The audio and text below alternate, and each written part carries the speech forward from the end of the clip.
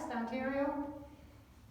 For those that don't know me, my name is Heather, and I am a United Church minister in Glasgow County, and I am honored to be asked to be with you, family, at this difficult time. So we gather now to celebrate the miracle of life, and especially the life of Bert. We gather with family and in spirit with family and friends from Ontario and England. And Hong Kong. And Hong Kong. And the U.S. And the U.S. All life is sacred and holy. And it is through the work of the great Creator that we are called into being, and it is into that holy presence that we return when our life here on earth is over. We gather today to share our stories and memories of Bert, to celebrate his life with us, to laugh and cry together in the protective shelter of the Creator's love. Today we also grieve the loss of a father, a grandfather, a great-grandfather, a brother, a friend. We give thanks for what he gave to us. We rejoice that he is now with the one who created him in all love, peace, beauty, and joy. And now we're going to listen to one of Bert's favorite songs.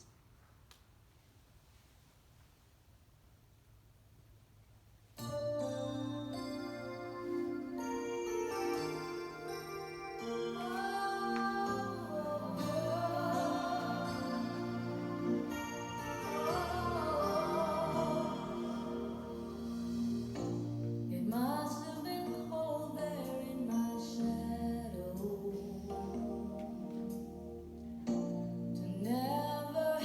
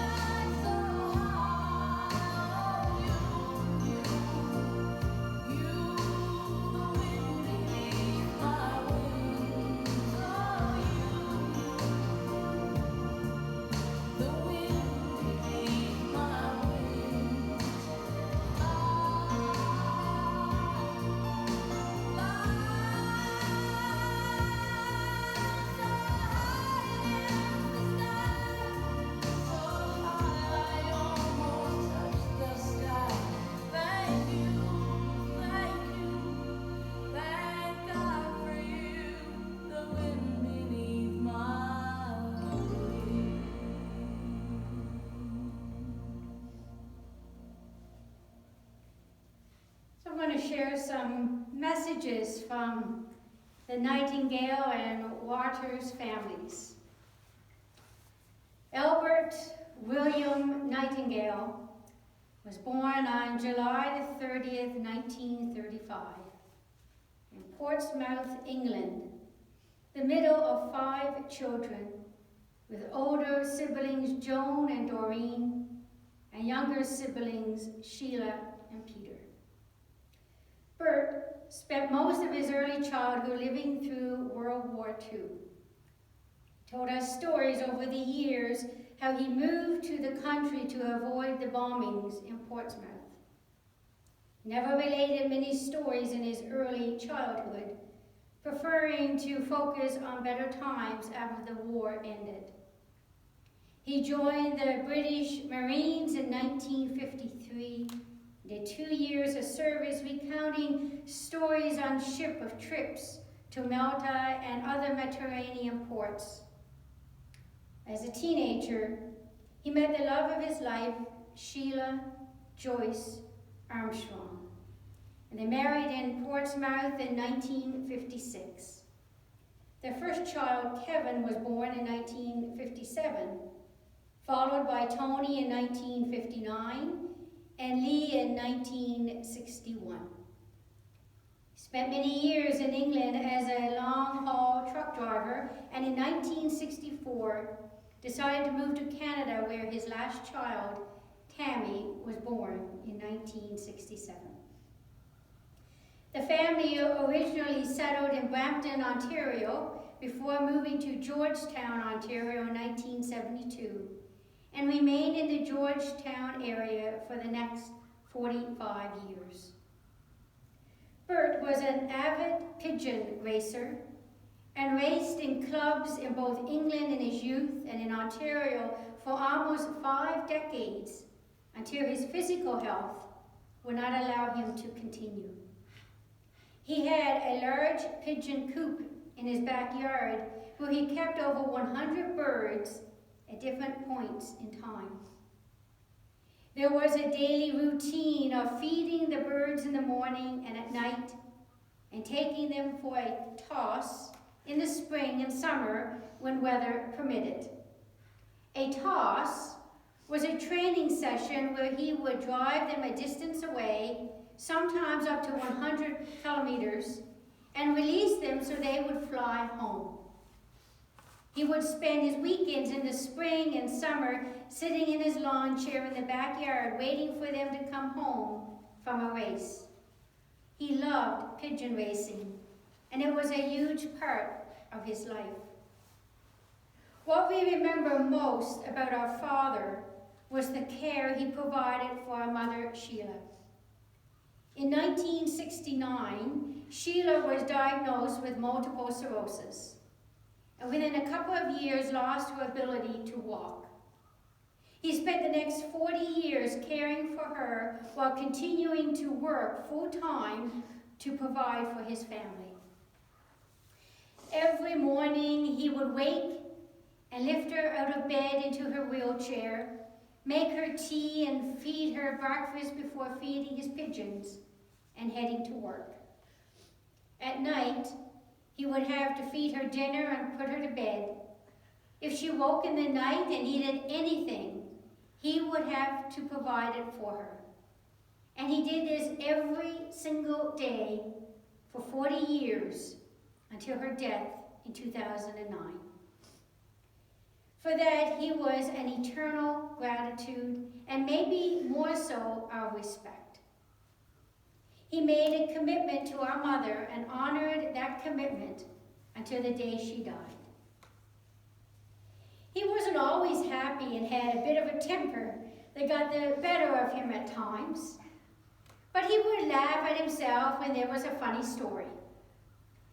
One such time, when his brother Pete was visiting from England, the three of them, Bert, Sheila, and Pete, went to the local mall to do some shopping. Bert had purchased a van with a wheelchair lift to make it easier for Sheila to go out. They parked the van at the mall, and Pete and Sheila went shopping while Bert had to go to the dentist. When he returned, he parked the van in a different location and went into the mall. When they came out of the mall, they went to the original location where he had parked the van and didn't find it there. Bert assumed the van had been stolen and called the police. Sheila started telling everyone in the area that they should watch out because there was a thief on the loose. Finally, Pete realized Bert had gone to the dentist, walked down the parking lot, and found the van. They quickly exited the scene before the police arrived. We will always remember Pete recounting that story at Sheila's funeral and Bert laughing in tears. Typically, we would end with, "May he rest in peace." But we hope our dad isn't resting. He wouldn't be like him to rest. We hope he is with our mom and has a large pigeon coop in the yard. We hope his birds fly high and fast, that the skies are blue and the sun is always shining. The wind is always in his favor, so his birds arrive quickly than his competition. That will bring him peace. We will always love and miss you, Dad, and hope to see you and Mom again one day. We're now going to listen to another favorite song of Bert's.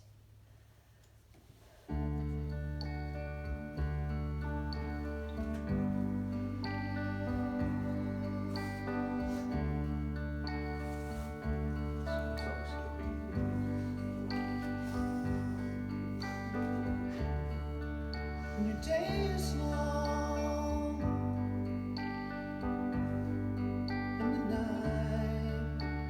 night is yours alone.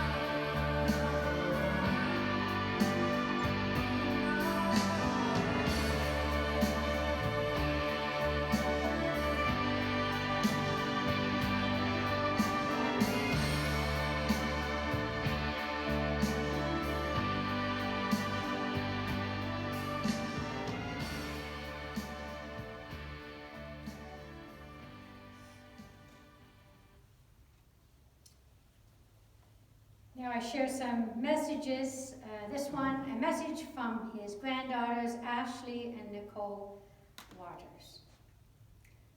We spent the first years of our lives living in the basement apartment of your house with you and Annie. Then another 13 years living in the house next to you. We are so happy that we were there for you so many years to help with Nanny and spend time with the two of you.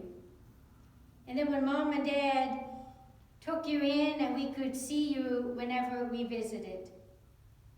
We are most thankful that we came to visit this past Christmas and got to spend 2 weeks self-isolating with you. When you are younger, you think that loving someone meant that you would cry when they passed away.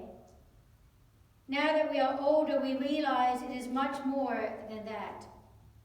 Loving someone is enjoying the time you spend together, the memories you make, and cherishing those memories for a lifetime.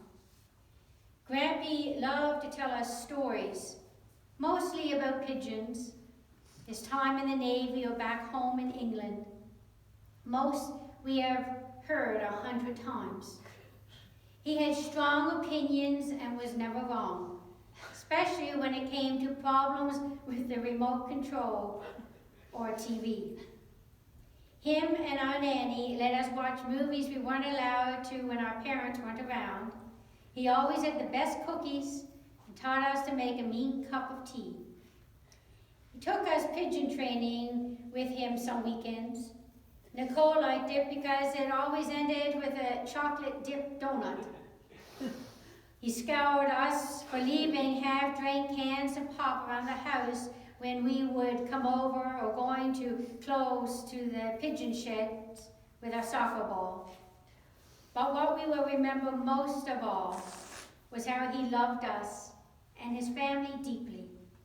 Maybe he did not always have the best way of showing it, but you just knew. Give Nanny a big hug and a kiss for us, Grampy. We will never stop missing you. A message from his grandson, Ryan Nightingale.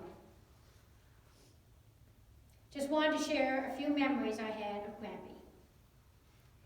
The biggest reminder I have of Bert is that I got my middle name from him. I've always carried around with me, but most I only get that on legal documents. The funny thing is, though, the way my name is arranged on my Hong Kong ID card, the banks or utilities will always call me Ryan Albert or Albert Nightingale.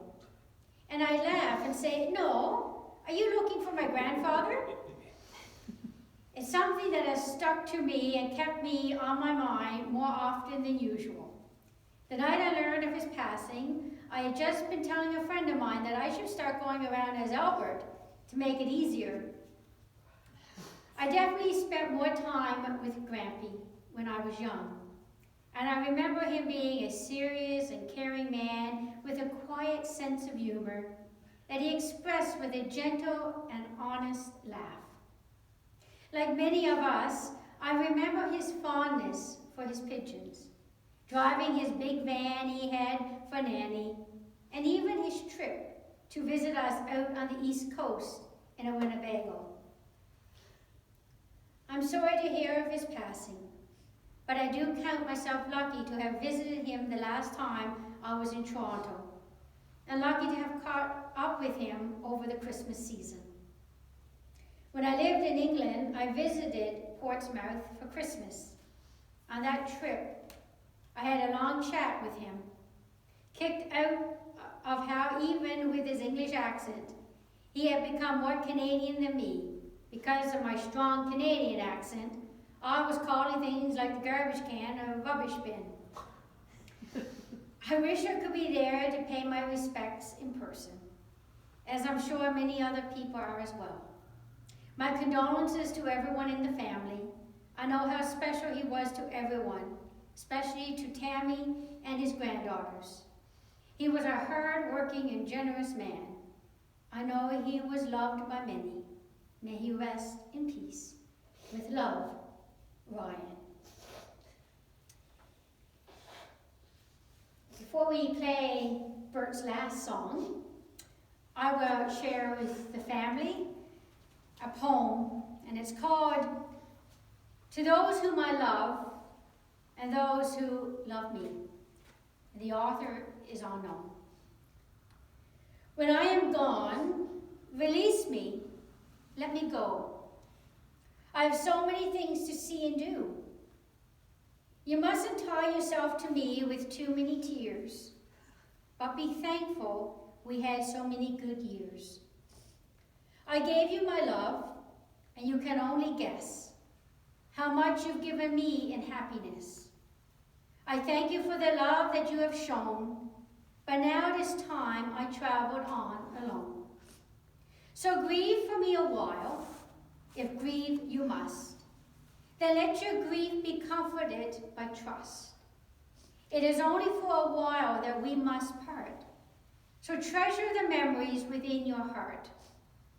I won't be far away, for life goes on. And if you need me, call and I will come. Though you can't see or touch me, I will be near. And if you listen with your heart, you're here. All my love around you, soft and clear. And then when you come this way alone, I'll greet you with a smile and welcome home. We listen now to another of Bert's favorite songs.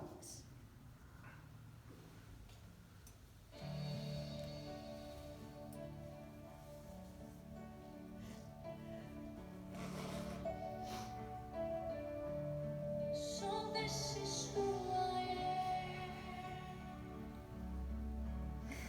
and this is all I know,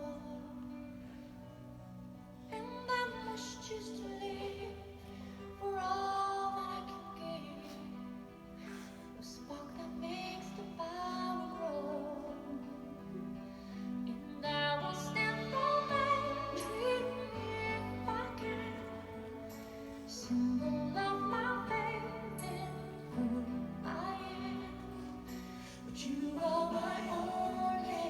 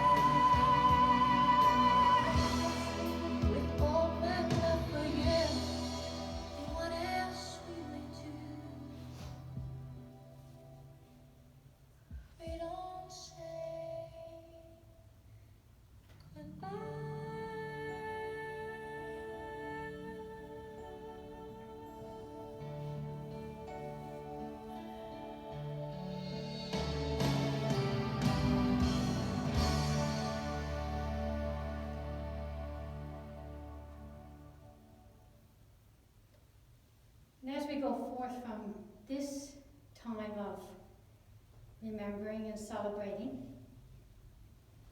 I thought of this piece to end with, knowing how much Bert loved birds. So I'll sing you this as we go forward. And I will raise you up on eagle's wings, bear you on the breath of dawn, make you to shine like the sun, and hold you in the palm of my hand. May every mark of affection and every gesture of friendship that you give to others be a sign of the Creator's peace for you.